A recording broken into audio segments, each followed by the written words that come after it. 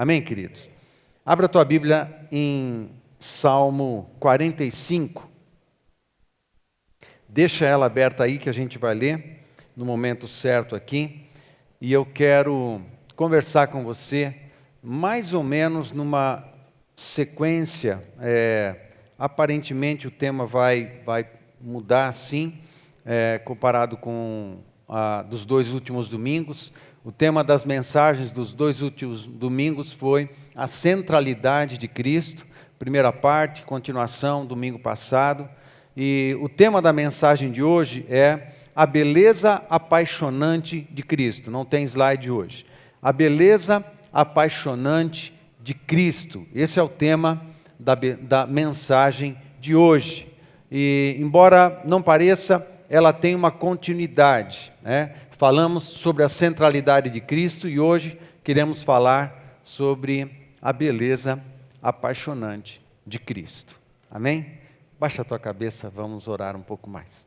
Senhor, com muita alegria, muita honra e também muito temor, nós estamos na tua presença e vamos falar do Senhor, um pouco da sua paixão, aquilo que a palavra de Deus nos revela, mas também experimentamos do teu amor e da tua paixão, e com temor, porque o teu Espírito deve revelar isso um pouco mais para cada um de nós, e pedimos que o teu Espírito faça isso, deixe o nosso coração aberto, e o Senhor mesmo ministre a cada um, respeitando a individualidade, o contexto individual, a necessidade de cada um, mas também aquilo que o Senhor está revelando e quer revelar para a comunidade no todo. Ministra na gente, ó Pai, de todos os jeitos, e com tudo isso exalta o Teu nome, que cada palavra, cada expressão, cada gesto, cada expressão de louvor e adoração, expressão cultica neste santo ajuntamento, glorifique ao Senhor Jesus, tudo, sempre, e te agradecemos, e também no teu nome é que oramos, amém, amém. Quero começar fazendo duas perguntas para você, fique atento, porque depois a gente vai caminhar junto e vamos seguir desenvolvendo a ideia do tema e das perguntas que eu quero fazer. Primeira pergunta: o quanto apaixonado por Cristo você é?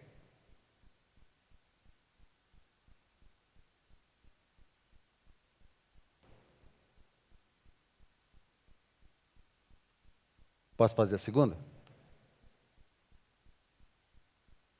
Quando Jesus olha para você, quanta paixão ele vê?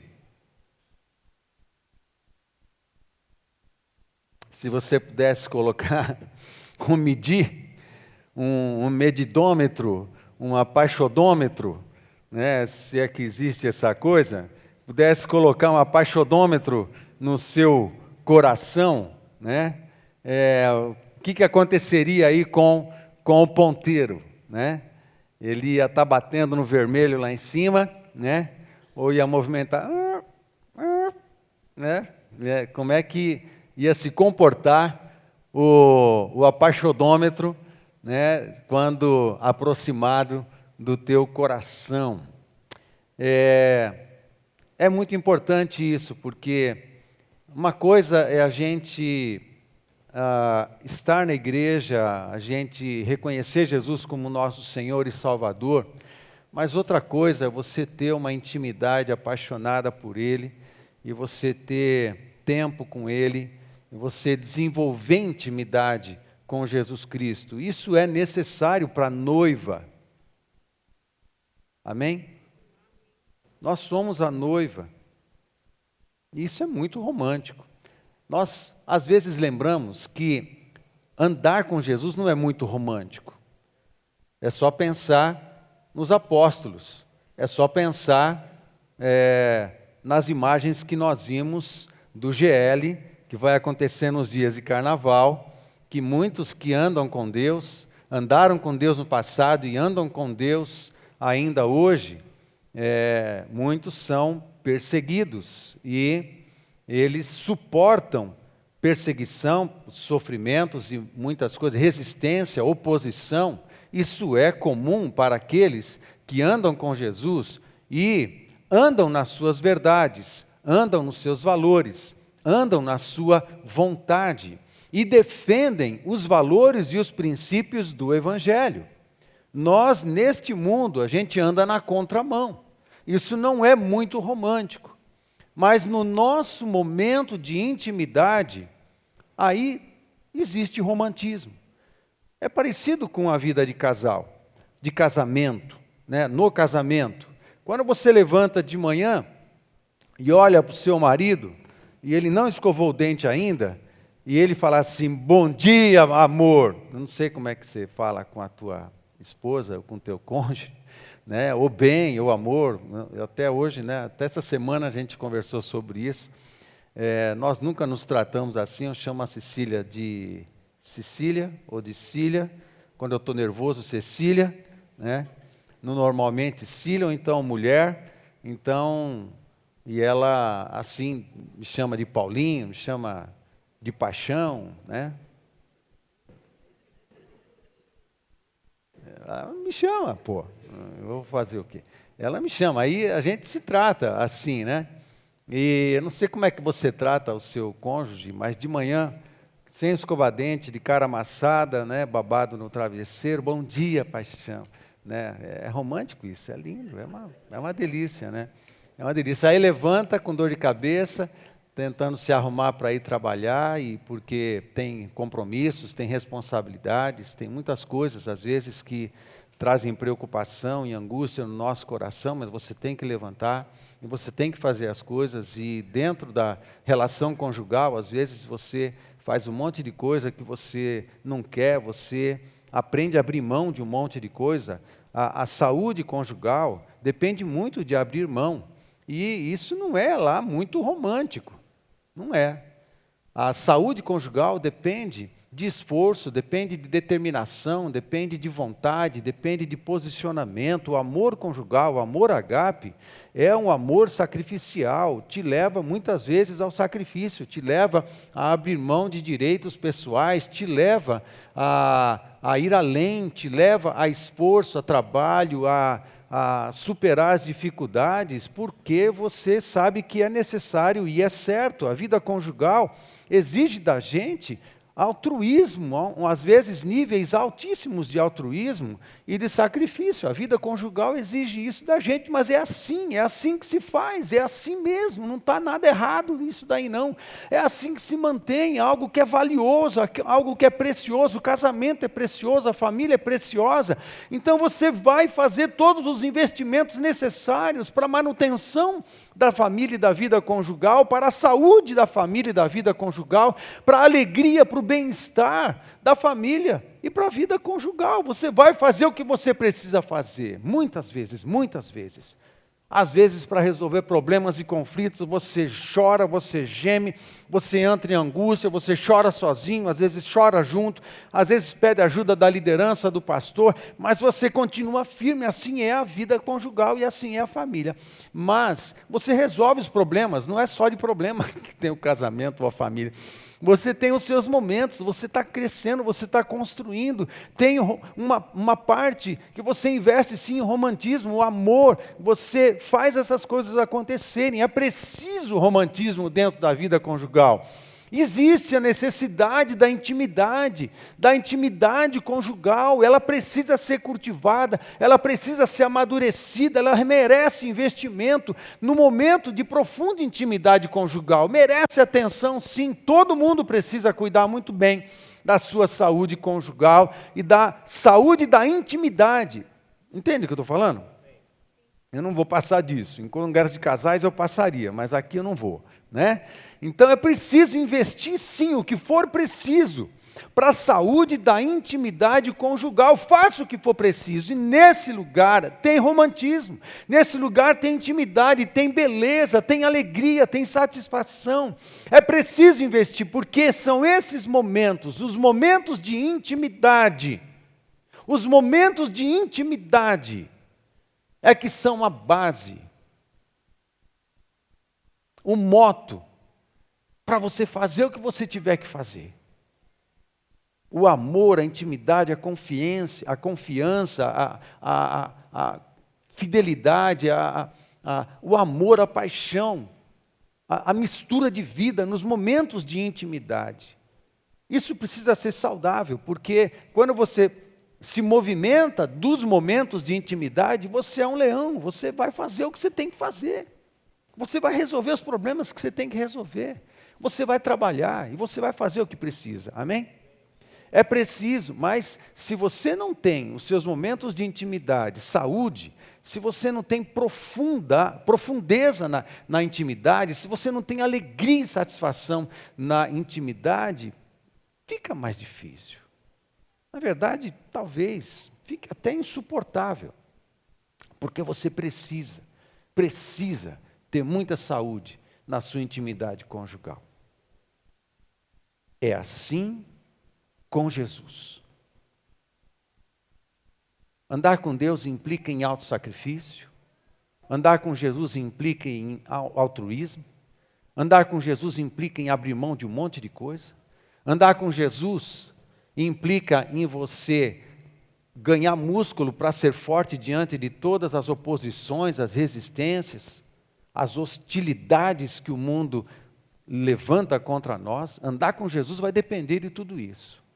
Mas se você tem momentos de intimidade com Jesus, você faz o que for preciso. Você passa por onde precisa passar. Você vai onde você precisa ir. Você é um leão. Amém, gente? Mas é preciso que a tua intimidade com Jesus, e nesse momento, nos momentos de intimidade com Jesus, nesses momentos também há muito romantismo. Há muito romantismo. Nesses momentos, sim. É preciso que a gente tenha os nossos momentos românticos e íntimos com Jesus. Isso é tão verdade que a palavra de Deus usa muitas vezes figuras de linguagem, usa alegorias, comparando Jesus e a igreja, Jesus e seu povo, com o homem e a mulher, o marido, casados, o marido e a sua esposa. E você encontra essas alegorias em muitos lugares na Bíblia, Existem livros que foram dedicados exclusivamente para alegorizar as verdades da intimidade e do relacionamento de Jesus e a sua igreja, de Jesus e o seu povo, através das figuras alegóricas de um homem, um noivo, e a sua noiva, a sua esposa. O livro de Cantares de Salomão é uma alegoria de Jesus e a igreja.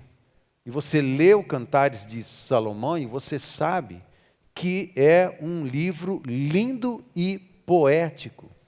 O livro de Oséias, o profeta Oséias, ele usa a alegoria quando Deus dá ordem ao profeta para resgatar uma mulher que precisava de resgate, precisava ser amada, precisava ser reestruturada, precisava de um anel no dedo, precisava de roupas finas, precisava ser resgatada do mundo. E Deus dá uma ordem ao profeta para ir lá e resgatar essa mulher. Isso é real. Eu sou do time de estudiosos da palavra de Deus que acredita que aquilo que está escrito no livro de Oséias não é uma parábola, é uma alegoria, no entanto, a partir de uma experiência real do profeta. Quando você vai para muitos dos salmos messiânicos, e o Salmo 45 é um deles, você encontra também esse estilo literário da palavra de Deus de alegoria, quando compara um noivo com a noiva, mas se referindo a Jesus e à igreja. A palavra de Deus fala no Novo Testamento, uma das figuras metafóricas da igreja é noiva. A igreja é exército, a igreja é comunidade, a igreja é corpo vivo, a igreja é comunidade dos salvos, dos remidos, a igreja é a noiva. É uma das figuras que o Novo Testamento usa para se referir à igreja e à sua identidade com Jesus, a sua intimidade, a figura de noiva. As parábolas das bodas do Cordeiro, as bodas são um casamento e são parábolas apocalípticas, escatológicas, que falam das coisas que vão acontecer no futuro. Quando você vai para Apocalipse capítulo 19, João está descrevendo no capítulo 19 o momento das bodas e quando ela vai acontecer. E quando acontecendo, no capítulo 19, o momento do encontro, a postura da noiva, a beleza, os atos de justiça que vestem a noiva, deixando ela em condições, em dignidade para com o seu noivo. A palavra de Deus, ela é repleta de figuras, é repleta de parábolas e de alegorias, fazendo essa comparação. Ou seja, a igreja de Jesus Cristo, ela é noiva, porque quando estivermos com Jesus, a festa que vai inaugurar o encontro de todo o povo de Deus, de todos os tempos, de todos os lugares da terra, a festa que vai inaugurar esse encontro é uma festa de casamento. Não é, a Bíblia não fala que é uma celebração de um exército vitorioso. Nós somos um exército. A Bíblia não fala que é o momento em que todos seremos um corpo perfeito. E teremos um corpo perfeito glorificado. Lembrando da metáfora do corpo de Cristo, em 1 Coríntios capítulo 12. A Bíblia também não fala que naquele momento celebraremos uma festa e que vai levar a ideia da igreja como uma comunidade, como uma família. Família também, tem a ideia do casamento, é família. Mas os textos apocalípticos dos evangelhos e o próprio livro de Apocalipse, quando fala desse momento, fala de uma festa de casamento. Não fala de outra figura, não usa outra alegoria. Usa o casamento. Nós somos a noiva de Cristo. A igreja é a noiva de Cristo. E essas relações, elas não são aleatórias, elas não existem sem sentido. Na verdade, quando Deus cria homem e mulher, Efésios capítulo 5, por exemplo, toda a relação entre um homem e uma mulher tipifica a relação de Jesus e a igreja. Na verdade, há até um simbolismo profético do casamento de um homem e uma mulher com o encontro de Jesus e a sua noiva e a igreja. A própria celebração de casamento profetiza isso. É à toa que a celebração de casamento acontece como acontece? Entenda. 1 Coríntios capítulo 15 fala que haverá um momento em que, quando todos os reinos da terra estiverem debaixo do governo do senhorio de Jesus Cristo, e tudo estiver debaixo do seu governo e da sua soberania, ele vai pegar tudo e vai devolver para o Pai. Primeiro, e você junta com todos os textos escatológicos do Antigo e do Novo Testamento, e você encontra a seguinte figura. A figura do casamento, de um homem e uma mulher se casando. Imagina, existe um celebrante que está aqui, que é a figura de Deus. Existe o noivo que entra primeiro e aguarda a noiva chegar, as testemunhas. Aí, o pai da noiva, entra os pais e tal, mas aí entra a noiva trazida pelo pai, pego na mão, trazida pela mão pelo pai. A palavra de Deus no Novo Testamento fala que o Espírito Santo é pedagogo, é o paracletos, é aquele que pega pela mão e conduz. A figura do pai na entrada de um casamento lembra a pessoa do Espírito Santo que está conduzindo a noiva para se encontrar com o noivo. É a figura do Espírito Santo que vem trazendo a igreja, vem preparando a igreja. O pai vai preparando a igreja, investe na filha, investe na saúde da filha, investe na beleza da filha, investe em tudo que for preciso para que o pai apresente a noiva perfeita, santa, branca, imaculada, cheio de glória, para o noivo, e ele traz e entrega. E no momento que o noivo e a noiva se encontram num lugar que a gente chama de altar. Amém? E de repente o noivo pega a noiva, se encontram, e juntos eles se aproximam do celebrante e se consagram.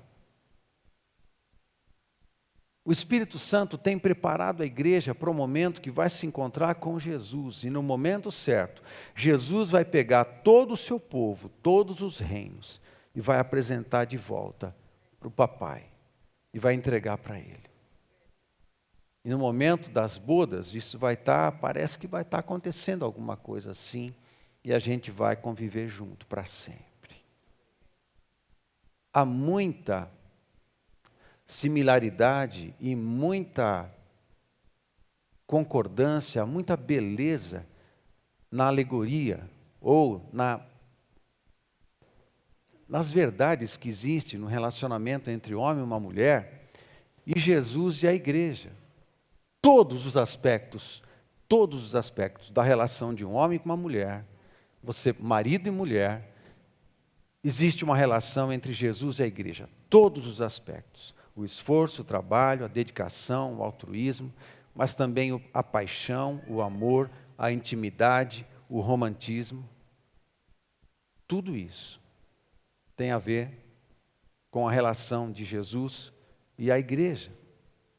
E nós sabemos, como eu já disse e vou repetir para seguir, de fato, o que muitas vezes sustenta o casamento e a vida conjugal em saúde e alegria são os momentos de intimidade. Eles são o combustível para a gente sair e desbravar, para resolver os problemas, para conquistar, para construir. Amém?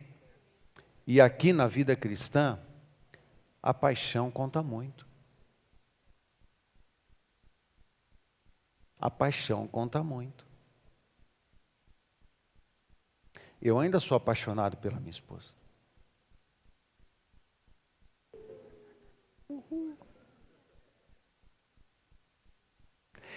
Nós temos 38 anos. Eu queria saber se ela lembra. Não, não é nada disso. Não é nada disso. Ela é que sabia. 38 anos de casado, né? Mais 5 anos de noivado e casamento. Nós estamos de namoro e casamento, ou seja, nós namoramos há 43 anos. Não é mole, né? É mais do que a maioria dos que, né? Há 43 anos a gente está junto.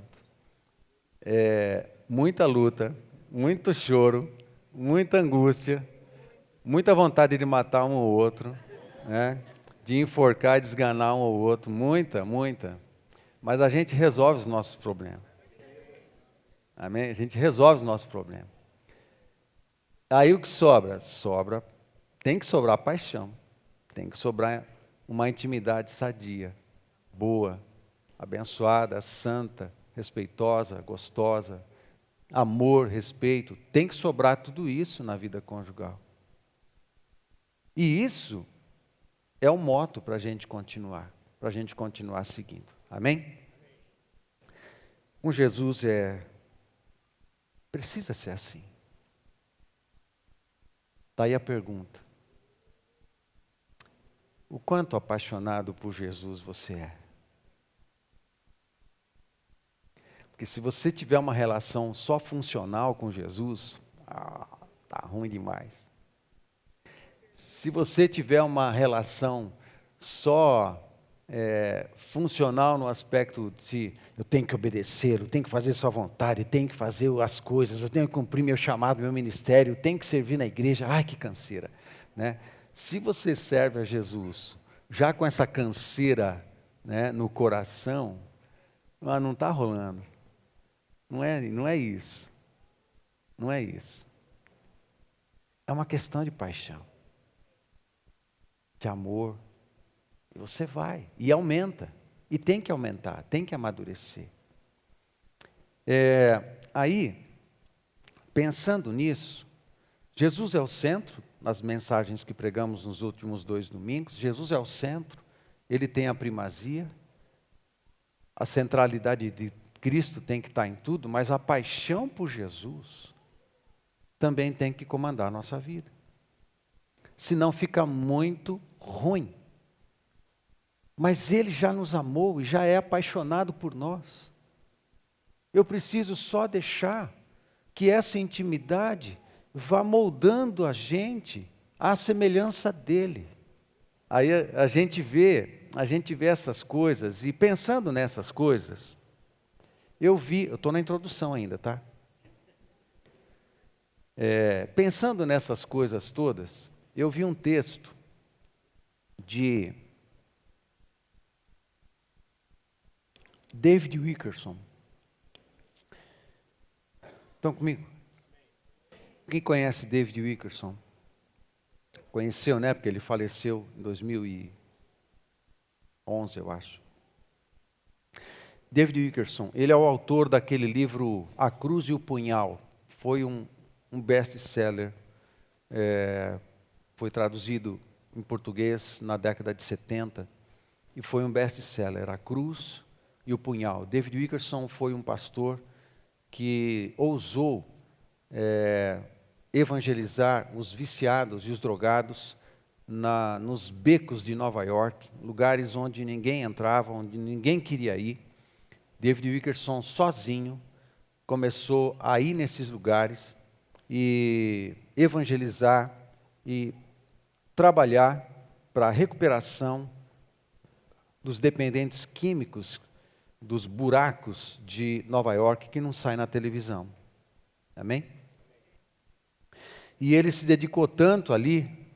Aí, eu li um texto do David Wilkerson, que é esse cara, né? Outra coisa interessante do David Wilkerson, quem já ouviu falar do Desafio Jovem?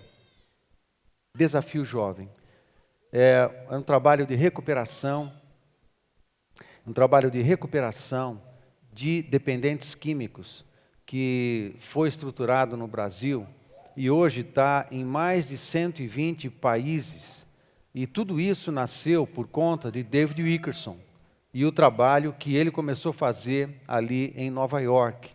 Muitos ministérios de recuperação no Brasil foram inspirados no Teen Challenge, adolescente desafio ou desafio jovem.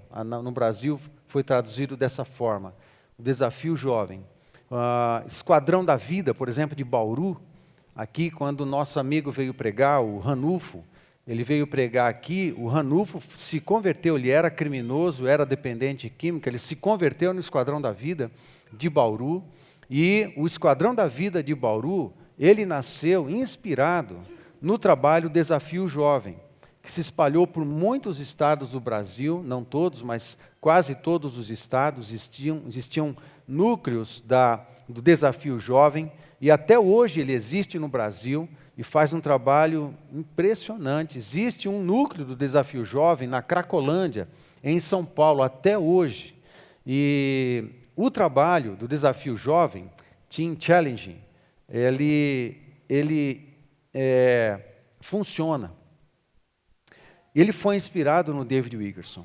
Aí o David Wilkerson, ele produziu muito material, escreveu, e ele produziu uma série de meditações que transformaram-se em devocionais. E eu quero ler uma para você, uma das devocionais que David Wilkerson escreveu, que tem a ver com isso que nós estamos falando.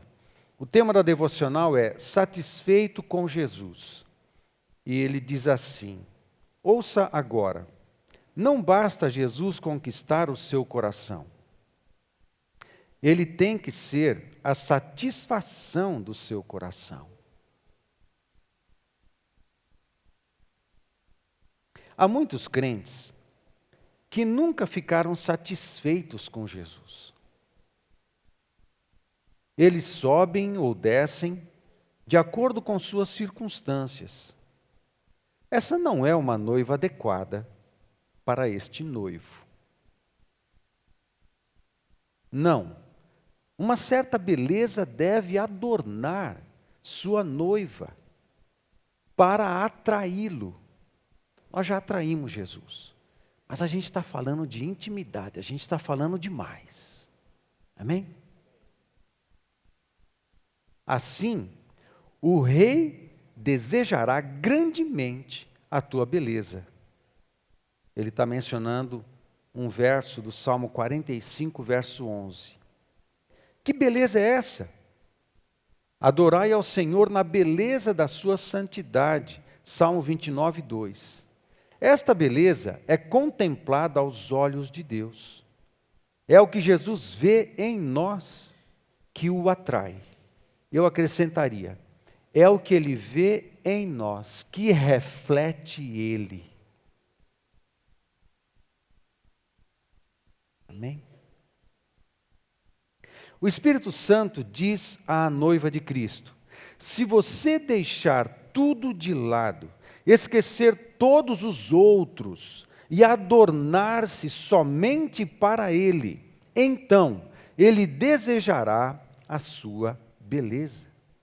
Isso significa que nenhum emprego, nenhuma pessoa, nenhum relacionamento pode vir entre vocês. Ouvi uma esposa piedosa dizer: quanto mais piedoso meu marido se torna, mais atraente ele é para mim. De fato, é disso que se trata um casamento piedoso. Da mesma forma, quanto mais você se doa em toda a devoção ao Senhor, mais atraente e bela você se torna para Ele.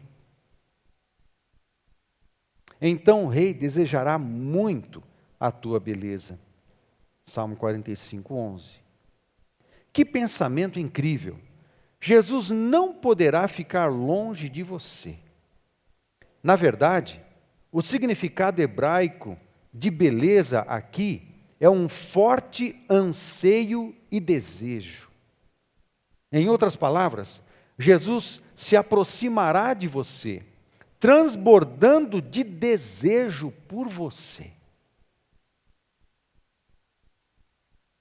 Realizei muitos casamentos na minha vida e nunca houve um noivo que não sorrisse de prazer para a sua noiva, pensando: ela é toda minha. Amado, essa é a beleza de que estou falando. Nosso noivo se alegra, dizendo de sua noiva: eu sou a menina dos olhos dela. Ela prefere passar tempo comigo, mais do que com qualquer outra pessoa. E isso a torna linda para mim. De fato, a noiva de Cristo tem uma beleza interior que a torna exteriormente bela. Ela é toda gloriosa por dentro. Salmo 45, 13. Porque ela é devota de seu noivo. Ele sabe, sem sombra de dúvidas, ela é toda minha, dedicada apenas a mim. Eu sou o único em sua vida, o único foco de sua atenção. Ela arruma tempo para mim, fica muito feliz na minha presença e deseja estar comigo continuamente. Que bela devoção. Essa é uma meditação de David Wilkerson. E eu li esse texto e achei que tinha tudo a ver com a ideia da paixão que nós podemos ter e devemos ter por Jesus. Sabe, Jesus nos amou primeiro, isso é fato, E eu quero finalizar a mensagem. Eu quero dar continuidade nela depois. Porque o que eu preciso dizer para você hoje é só isso. E eu preciso resumir isso da seguinte forma. Nós precisamos desenvolver uma relação com Jesus apaixonante. Porque Ele é apaixonante. Por amor e paixão, Ele se dedicou a nós, se entregou, se esvaziou, foi as últimas consequências por amor. E nós?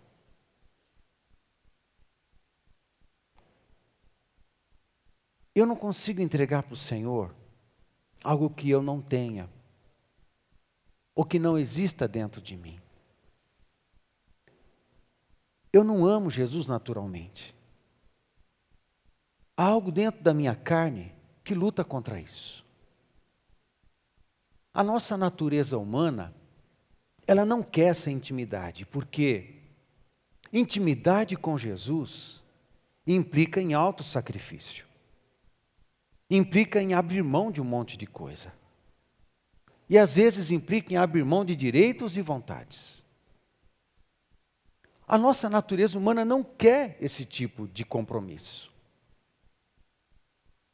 Mas se cedermos às inclinações e às vontades da nossa natureza humana, nós iríamos para o inferno.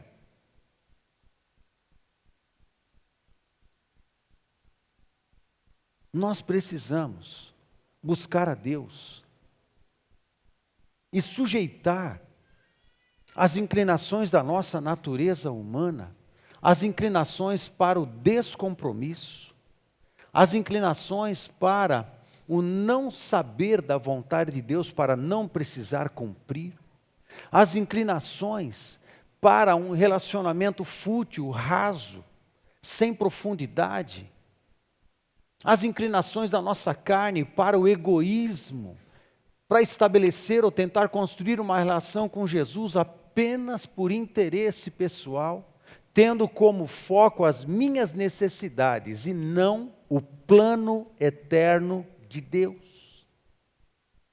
A nossa natureza humana tenta estabelecer uma relação utilitarista com o Senhor Jesus.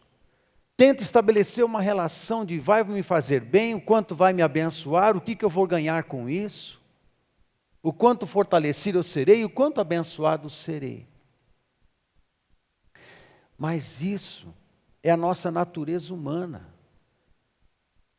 Nós precisamos buscar ao Senhor para aprender a minimizar e a enfraquecer a nossa natureza humana, para a gente aprender a viver no compromisso conjugal com Jesus. Em que você vai ter dia que você vai sair para o fight, mas você vai resolver seus problemas. Vai ter dia que você não vai ter vontade de fazer nada, de sair correndo.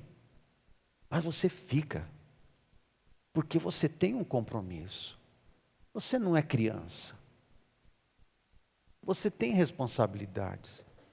Vai ter dia que você vai ter vontade de esganar o outro, mas você não vai esganar. Você vai perdoar, você vai resolver seus problemas, depois você vai para a intimidade celebrar. Celebrar o amor e a paixão e a intimidade.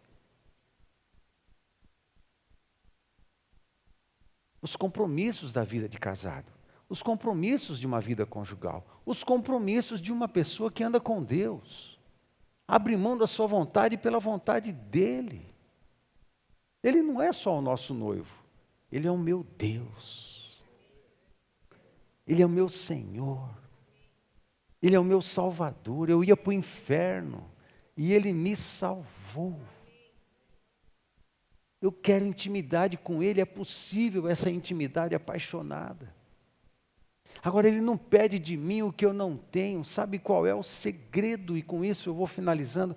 Com isso, o segredo é que eu ando com Ele, eu me aproximo dEle, e o seu Espírito Espírito em mim, Ele é que vai produzindo essa intimidade, essa paixão, é um reflexo do que eu provo dEle. A minha paixão passa a ser um reflexo da revelação da paixão dele para comigo. O meu amor para com ele passa a ser um reflexo da revelação do amor dele para comigo. A minha disposição para o serviço passa a ser um reflexo da revelação do quanto ele abriu mão, de quanto escravo se fez, de quanto se doou para comigo, para me ter. Aí, Jesus mesmo e o trabalho do Espírito Santo é que vai embelezando o nosso coração, embelezando o nosso interior, embelezando a nossa alma, arrancando as cracas da nossa história, arrancando as cracas da nossa emoção, do nosso emocional, arrancando as cracas que estão dentro da gente. E é o Espírito Santo que vai fazendo isso, e de repente uma noiva pura e gloriosa, eu estou usando expressões de Efésios capítulo 5, uma noiva pura e gloriosa vai aparecendo, e tudo isso ainda é só reflexo daquilo que Jesus é por mim. Quanto mais eu mergulho na intimidade com Jesus, mais o seu amor me cobre e mais eu reflito o amor para com Ele. Jesus é profundamente apaixonado por mim e eu quero essa relação de profundidade de paixão com Ele. Sabe, não pode ser uma relação utilitarista, não pode ser uma relação de quando dá, quando der, quando for possível eu vou, quando for possível eu entrego, quando for possível eu adoro, quando for possível eu leio a sua palavra, quando for possível eu volto para casa à noite, quando for possível eu faço compra, quando for possível eu pago as contas de casa. É assim que você faz? Mas com Jesus é assim? Quando der eu oro, quando der eu leio a Bíblia, quando der eu adoro, quando der eu gasto o meu tempo com Ele. Hã? Amém? A gente tem que corrigir essas coisas, senão a gente não entra na intimidade, a gente fica só no hall de entrada. Eu moro em apartamento, é como se eu não permitisse Jesus entrar no meu quarto. Ou como se Jesus habitando lá, e eu só quando procuro Jesus, eu entro só no hall. Aí Jesus, beleza, tá, vamos adorar, aleluia, glória a Deus, vou dar o dízimo, não sei o quê.